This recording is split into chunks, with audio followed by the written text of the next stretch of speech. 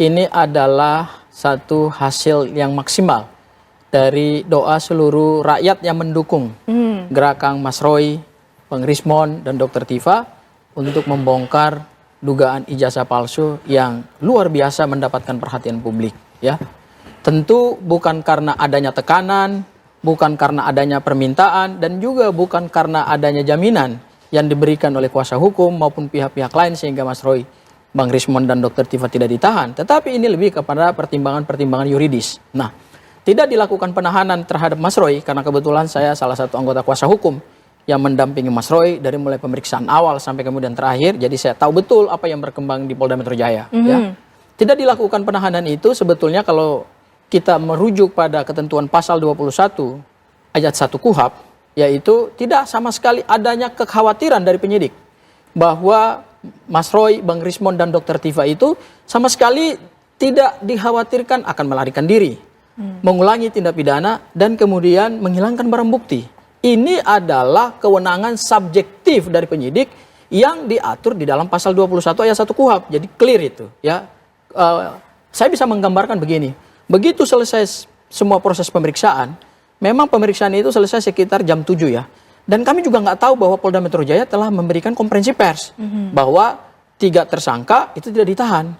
Karena memang semua alat komunikasi yang kami miliki itu tidak boleh dibawa ke dalam ruang pemeriksaan. Sehingga yang berkembang di luar sana, di Polda Metro Jaya, di ruang konferensi pers, kami juga sama sekali tidak tahu.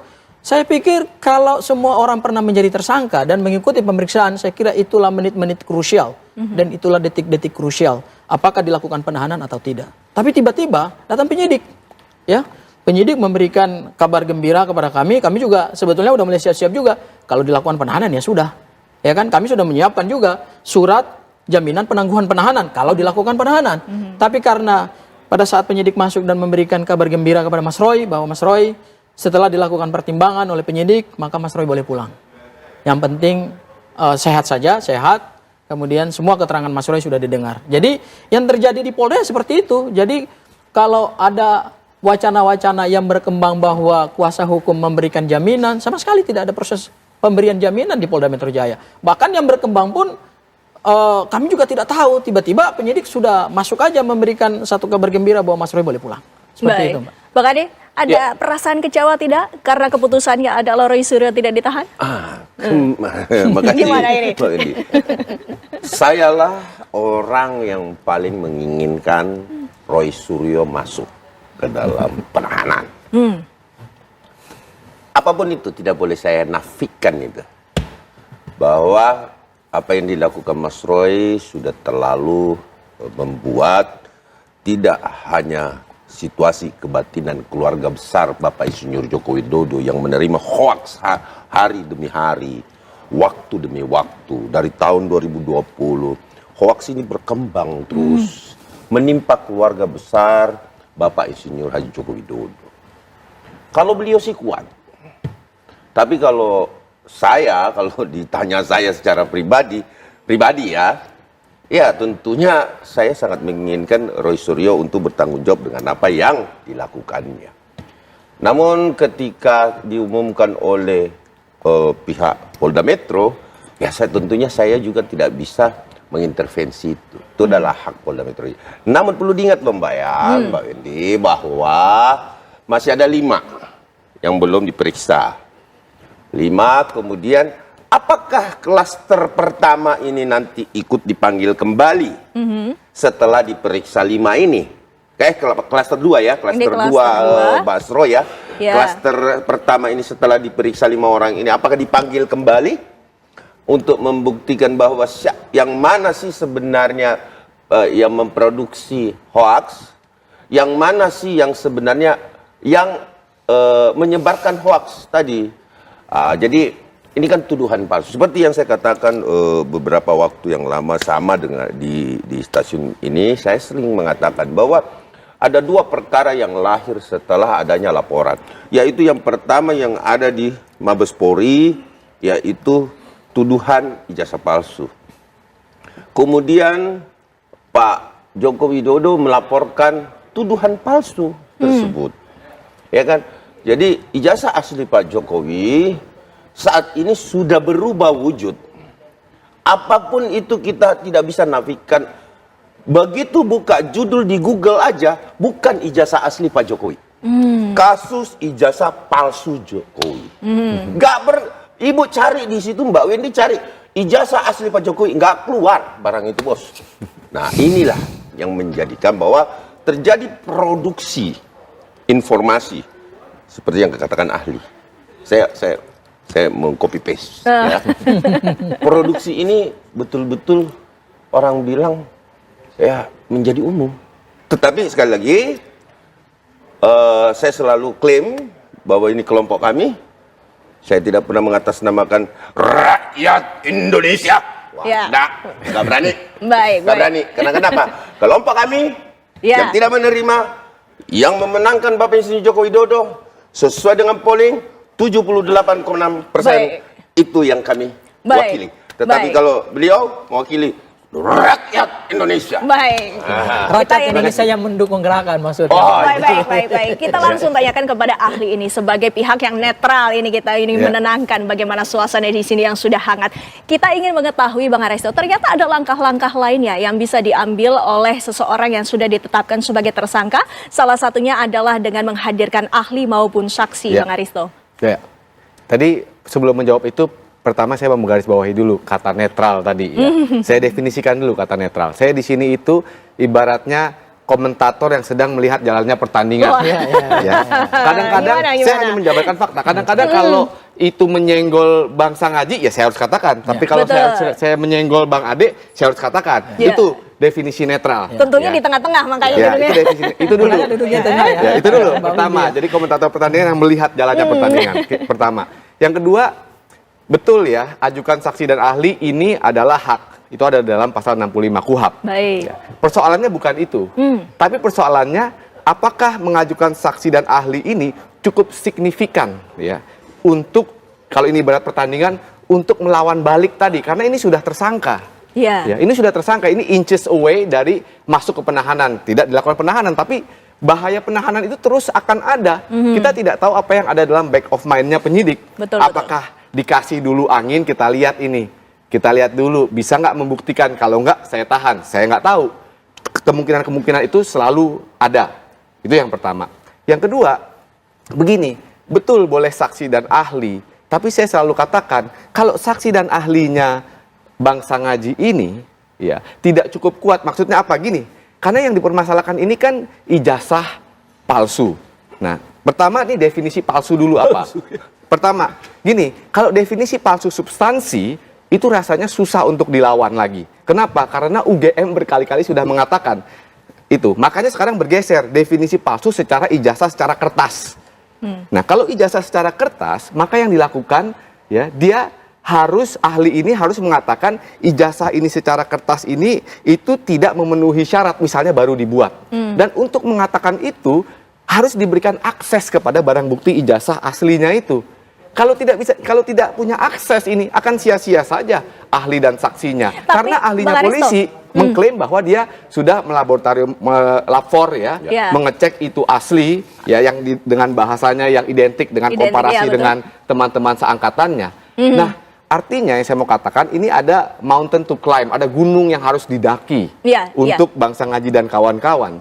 Karena pertandingan ini sekarang favoring pihaknya dari Mas Ade. Ya. Gitu, Mbak Tapi Windy. Bang Aresto, apakah menjadi hal yang lumrah terutama dalam penyidikan sebuah kasus yang mungkin telah dilakukan penentuan tersangka ini untuk di saat injury time kemudian mengajukan ahli maupun saksi? Sangat umum untuk mengajukan saksi dan ahli, karena dan itu harus dijamin. Karena gini, Mbak Windy, orang mau jadi tersangka itu adalah root of all problems, akar dari segala persoalan yang akan menimpa dirinya. Kenapa? Karena dengan jadi tersangka dia bisa ditangkap kapan aja, ditahan kapan aja, rumahnya bisa digeledah, barangnya disita dan lain-lain. Oleh karena itu undang-undang ya logikanya dia memberikan instrumen untuk melawan, untuk membela dirinya. Tapi persoalannya instrumen di KUHP ini diberikan instrumen itu tuh masih agak basa-basi. Kenapa agak basa-basi? Karena kita lihat nggak ada kewajiban. Nanti coba ditanya Bang Sangaji, dikasih nggak mengajukan ahli untuk melab for nggak? Apa ahlinya? Nanti saya jawab. Nah, kalau tidak diberikan akses kepada ijazah aslinya, Dia kan sekarang amunisi utamanya ini kan untuk menyerang ijazah sebagai kertas ini palsu. Karena ijazah sebagai substansi itu sudah diklaim oleh UGM bahwa ini asli. Nah itu susah dibantah kecuali bisa membuktikan UGM-nya ini juga kong kali kong. Nah ini persoalan yang serius dan sangat sulit untuk membuktikan itu. Gitu Mbak Windy. Baik, Bang Sangaji sendiri, definisi dari saksi maupun ahli yang meringankan. Yang dimaksud dengan meringankan ini siapa saja? Nanti dijawab ya Bang Sangaji. Usai jeda pariwara berikut ini pemirsa, kami masih akan kembali.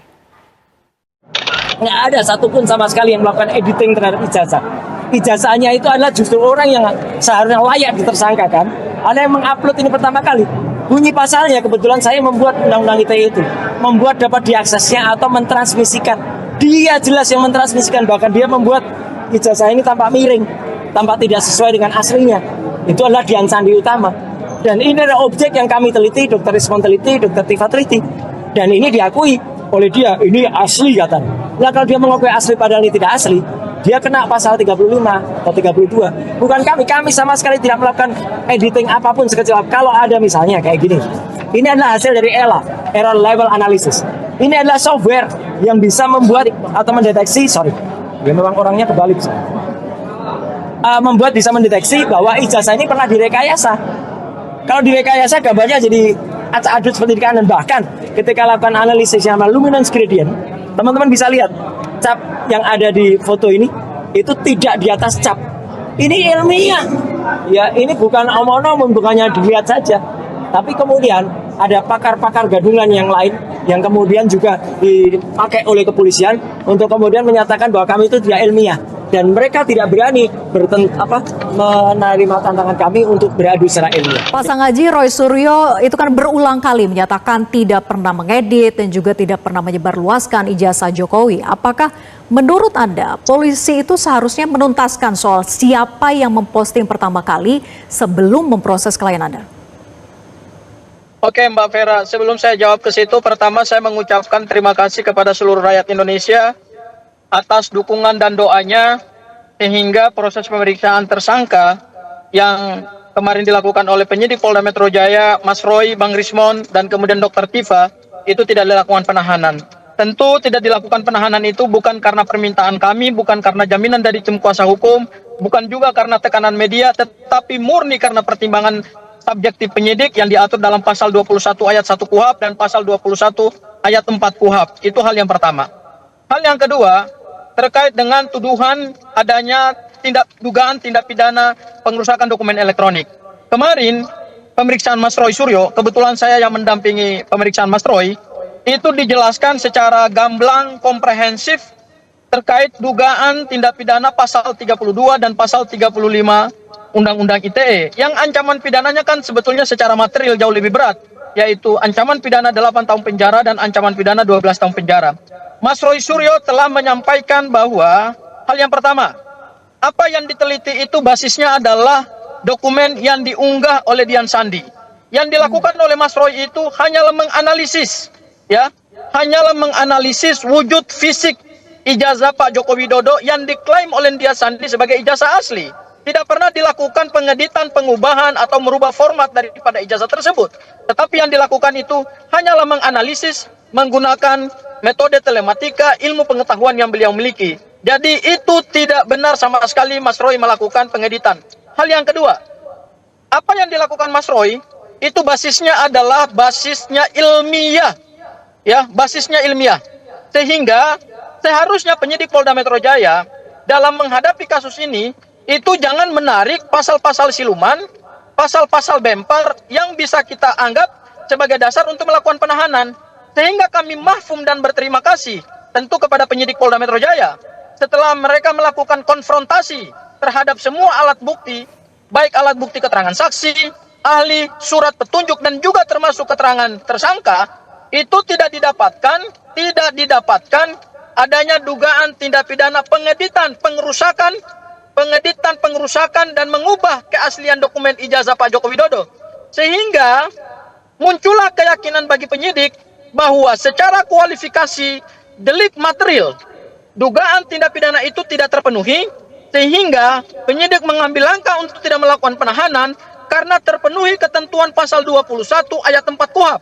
yaitu penahanan hanya dapat dilakukan terhadap seorang tersangka yang perbuatan pidananya diancam di atas 5 tahun penjara. Karena pasal 32 dan pasal 35 sejauh ini setelah diuji oleh penyidik Polda Metro Jaya tidak terpenuhi unsur-unsur deliknya. Maka langkah yang diambil oleh Polda Metro Jaya itu sangat tepat secara hukum dan mengikuti due process of law. Seperti itu Mbak Vera. Ya, jadi tudingan manipulasi digital itu pantasnya ditujukan pada siapa? Kalau menurut kami, untuk mencari siapa yang sebetulnya bertanggung jawab terhadap dokumen elektronik tersebut, ya seharusnya Dian Sandi kan seorang saksi. Harusnya Dian Sandi yang ditetapkan sebagai tersangka, bukan Mas Roy Suryo. Karena Dian Sandi lah yang pertama kali mengunggah itu, kemudian mengklaim bahwa ijazah itu ijazah asli. Dan kemudian semua tim pendukung Pak Joko Widodo, termasuk juga semua anggota tim lawyernya Pak Joko Widodo, kan selalu menolak bahwa ijazah tersebut bukanlah ijazah milik Pak Jokowi. Sehingga siapa yang membuat kegaduhan di Republik ini? Ya Dian Sandi yang membuat kegaduhan. Karena Dian Sandi lah yang mengklaim melalui media elektronik bahwa ijazah itu ijazah asli. Kemudian oleh Mas Roy dianalisis menggunakan ilmu pengetahuan. Nah inilah yang tidak nyambung nih. Mas Roy Suryo diminta tanggung-jawaban hukum pidananya, sementara Dian Sandi yang menjadi aktor utama di balik terbongkarnya atau diunggahnya ijazah Pak Joko Widodo itu kemudian bebas dari pertanggungjawaban hukum pidana. Ini yang tidak adil, ini yang tidak fair. Oke, saya ke Pak Ade. Pak Ade, jadi siapa yang seharusnya menjadi fokus penyidikan pertama, yang memposting atau pihak yang meyakini hanya menganalisa? Ya intinya begini Mbak Vera ya, kalau terkait bahwa ini tidak salah lah, itu inilah pasal seginilah, enggak. Ini persoalan sudah naik ke tahap penetapan tersangka. Nama Dian Sandi tidak ada. Kalau sudah penetapan tersangka terus kemudian yang lain itu ada tersangka baru, tetapkan dong Polda Metro. Jadi gini, kita jangan kemajon. Dalam artian gini, ini kan masih ada 5 tersangka yang belum diperiksa. Kalau dalam perkembangannya 5 orang yang diperiksa ini ya menuduh Dian Sandi, ya sudah, tangkap Dian Sandi, masukkan juga bareng-bareng dari 8 orang ini, ya kan? Kalau Mas Roy tidak salah, tidak mencemarkan nama baik, tidak menuduh, tidak melakukan manipulasi data, dalam artian tidak dipastikan bahwa stempelnya ini ada di belakang foto. Ini bukanlah foto ini Jumatno dan lain sebagainya. Gini loh ya, itu kan persepsi atau pandangan yang dimiliki lawyer bahwa sekarang ini katanya tidak terbukti. Ini kan bukan sidang pengadilan yang membuktikan ditetapkannya satu pasal. Apakah pasalnya ini juga merupakan pasal yang seperti yang dikatakan abang kita ini ya kan, bahwa itu pasal selundupan? Kan belum ada proses peradilan di sini. Ini masih proses dalam tahap penetapan tersangka. Ya, monggo yang 5 nanti ini kan akan dipanggil. Kita lihat itu loh hasilnya. Nggak bisa kita kemajuan atau buru-buru. Tapi nggak salah. Oh ini gini. Wah itu berarti apa yang ditetapkan tersangka oleh Polda Metro Jaya harusnya diprapit dong kalau nggak salah. Ya kan? Berarti ada kesalahan dong. Polda Metro menetapkan tersangka dari 2 klaster tersebut. Kan itu persoalannya kan. Jadi marilah kita ikuti maksud saya ya. Sisa 5 ini, terus kemudian ada nggak pemanggilan lagi kembali gitu dari pihak Polda Metro Jaya gitu Mbak Vera. Ya, tanggapannya Pak Sangaji, dan apakah pihak tim kuasa hukum Roy Suryo CS ini akan berinisiatif melaporkan Dian Sandi?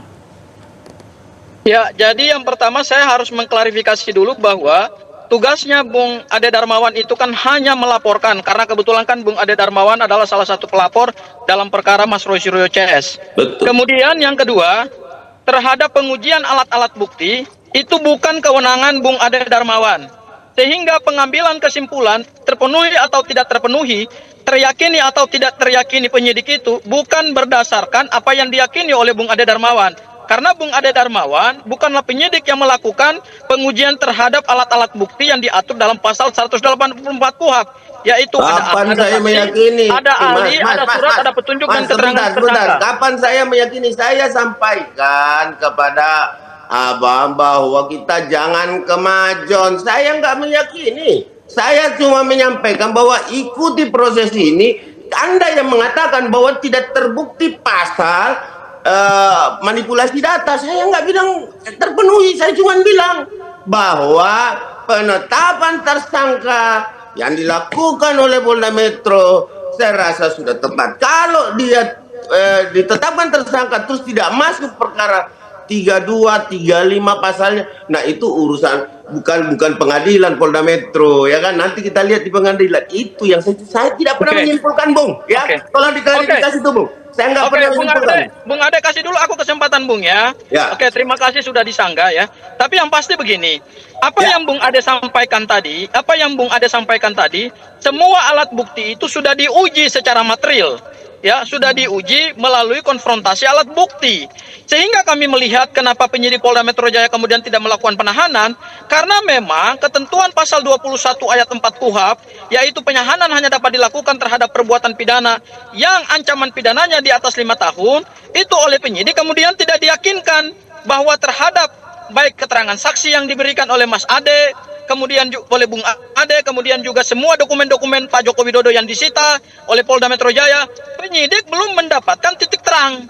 Sehingga secara subjektif penyidik menarik satu kesimpulan awal bahwa unsur-unsur delik yang diatur dalam pasal 32 dan pasal 35 Undang-Undang ITE belum memberikan keyakinan kepada penyidik, sehingga penyidik tidak mau mengambil risiko dengan melakukan penahanan. Itu hal yang pertama. Hal yang kedua, tentu betul, ini kan pasal-pasal akan kita uji dalam proses persidangan. Dan ingat, hak tersangka yang diatur dalam pasal 65 KUHP itu kemudian mengajukan bukti-bukti tandingan. Kebetulan kami berencana dalam waktu dekat akan mengajukan saksi yang meringankan, yaitu saksi adi charge, kemudian juga ahli-ahli yang meringankan, sehingga bisa memberikan check and balance terhadap bukti-bukti yang dimiliki oleh Bung Ade Darmawan, kemudian juga termasuk pelapor Pak Joko Widodo dan Lecumanan sebagai salah satu saksi juga. Ini kan akan kita lakukan proses penegakan hukum yang berimbang. Ingat, hukum acara pidana memberikan kesempatan yang berimbang kepada tersangka, kepada penyidik. Kewajiban hukum penyidik adalah melakukan penyidikan dengan berbagai alat bukti yang mereka miliki. Kemudian hak tersangka berdasarkan pasal 65 KUHP juga mengajukan bukti-bukti tandingan. Sehingga proses hukum dalam perkara ini akan dilakukan uji dan kemudian pembuktian dalam proses penuntutan berdasarkan prinsip due process of law. Jadi ada presumption of innocence yang harus dihargai oleh semua pihak, bukan presumption of guilt yang selama ini digiring oleh teman-teman pendukung Pak Joko Widodo bahwa seolah-olah Mas Roy Suryo, kemudian Bang Rismon dan Dr. Tifa itu telah bersalah melakukan tindak pidana atau dugaan tindak pidana pengerusakan dokumen elektronik. Seperti itu, Mbak Vera. Ya, nanti saya akan dalami terkait dengan saksi ahli yang dihadirkan ini rencananya siapa gitu ya. Tapi saya ke Prof. Hipnu dulu. Prof, dalam konteks Undang-Undang ITE, apa sebetulnya definisi tepat untuk mengartikan manipulasi digital dan tindakan seperti apa yang memenuhi unsur? Ya, kalau kita bicara Undang-Undang IT itu memang sebagai sarana untuk mentransmisikan, sarana untuk merubah dan sebagainya. Nah, oleh karena itu kalau sebetulnya perubahan dari tradisional ke IT itu sebagai alat aja, sebagai alat yang digunakan, termasuk terkait dengan pencemaran dan sebagai alat aja. Oleh karena itu kalau terkait dengan Undang-Undang IT itu mentransmisikan, lah ini menarik Mbak, mentransmisikan seperti apa? Dan itulah. Oleh karena itu kalau kita lihat masing-masing kuasa hukum ini luar biasa, karena namanya kuasa hukum Bang Ade, Bang Gofur itu memang berpandangan dari subjektif, objektif yang subjektif, objektif hukumnya, subjektif perkaranya untuk kepentingan kliennya. Jadi perdebatan yang cukup ramai itulah yang dilakukan. Oleh karena itu dalam seperti ini nanti terkait dengan IT yang disebutkan memang digunakan bagaimana digital forensiknya. apakah terjadi penggunaan digital? Apakah terjadi dalam subjek sebagai objek yang dilakukan itu tepat yang dikaji atau tidak? Karena dalam ilmu hukum jangan-jangan terjadi kesesatan objek kan gitu. Kalau kita melihat seperti tadi, kesesatan objek loh. Ini kan bukti fotokopi yang dikaji. Nah, ini kesesatan, bukan bukti asli. Lah, oke lah. Disitulah saya kira di dalam penyidikan itu kan masih menentukan suatu formasi, walaupun sudah menentukan tersangka. Oleh karena itu, pemahaman-pemahaman yang dilakukan Pak Abdul Ghafur, kemudian Pak Ade, ini sebagai masukan bagi penyidik Polda dalam rangka terpenuhi atau tidak. Tapi kalau sudah menentukan sebagai tersangka, potensi terpenuhnya ada. Cuman pertanyaannya, apakah nanti pemikiran yang dilakukan oleh penyidik pada penuntut umum itu sama atau tidak? Nah, ini yang menjadi, karena di dalam suatu penyelesaian itu ada namanya pra penuntutan. Sama atau tidak? Kalau perspektifnya sama apa yang dilakukan penyidik itu sama dengan penuntut umum, ya jalan. Tapi kalau tidak, ya kembali lagi. Disitulah yang sekarang masih jalan suatu proses pemeriksaan di pra-adjudikasi. Tapi ini menarik, Mbak. Jadi dari katakan Bang Ghafur, ini sebagai proses due process of law. Apa ciri due process of law? Adalah keseimbangan, adalah pembuktian, adalah independensi. Jadi tidak ada kriminalisasi. Independensi penyidik itu sangat ditentukan dalam penyelesaian kasus ini. Dengan demikian jangan sampai kita ditarik-tarik permasalahan politik, tapi bagaimana bukti.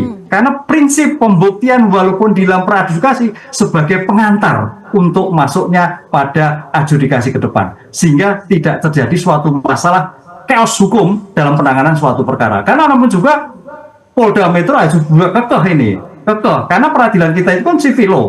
Civil law itu memang dalam tanda petik walaupun ada suatu equal, tapi negara itu masih punya kewenangan yang luar biasa. Ada 100. Makanya Bang Ghafur kalau bisa juga mengajukan saksi yang baik juga sebagai equal kan itu loh. Sehingga jangan sampai suatu perkara ini masuk dalam suatu adjudikasi. Itu karena kemungkinan itu masih panjang. Baik, Prof. Apakah diteruskan atau tidak diteruskan? Tergantung pada pembuktian di dalam suatu pemeriksaan pra-adjudikasi.